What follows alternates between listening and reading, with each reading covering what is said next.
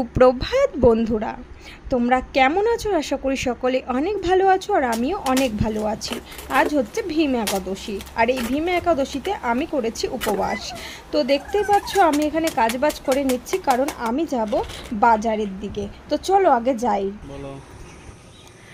Guys, আজকে তো আমরা একদম ভীম একাদশী করছি, তো সন্ধ্যার দিকে ফলমূল খাওয়া যাবে, তাই জন্য আমরা যাচ্ছি একটু বাজার করতে।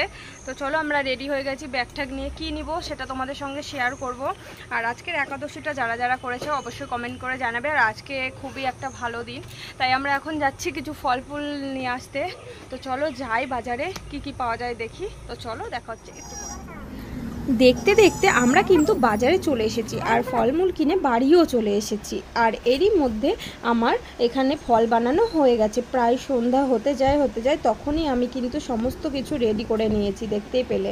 তো এখানে আমি কিন্তু ঠাকুরকে ভোগ দিয়ে দিয়েছি। শুধু ঠাকুরকে ভোগ দেওয়া না, আমি কিন্তু আজকে গীতাও পড়ব। আর এটা হচ্ছে আমার লাইফের ফার্স্ট একাদশী করা, আর আমার লাইফের ফার্স্টবার গীতা একদম পড়া। মানে আর কি বলবো, আমার খুবই ভালো লাগছে। সারাটা দিন আমার কাছে এতটা সুন্দর কেটেছে আমি সত্যিই আশা করিনি।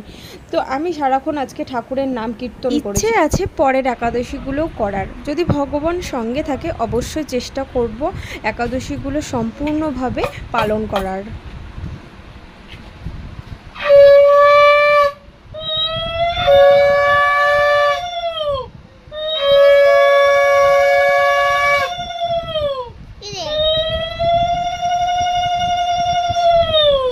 এরপরে আমি কিন্তু গীতাটা পড়ে নেব।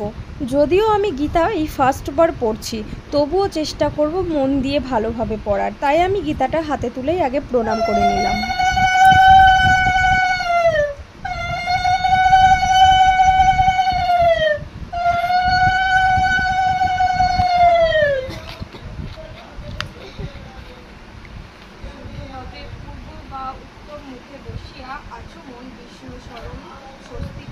সংকল্প ও আসনাদি শুদ্ধির পর নিম্নোক্ত মন্ত্র পাঠে করনাশ করিবেন।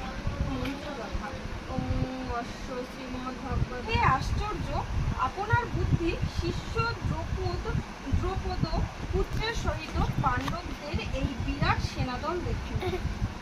এই সেনাদলে ভীম ও অর্জুনের ন্যায় মহাধর্ম বিরেধা আছেন।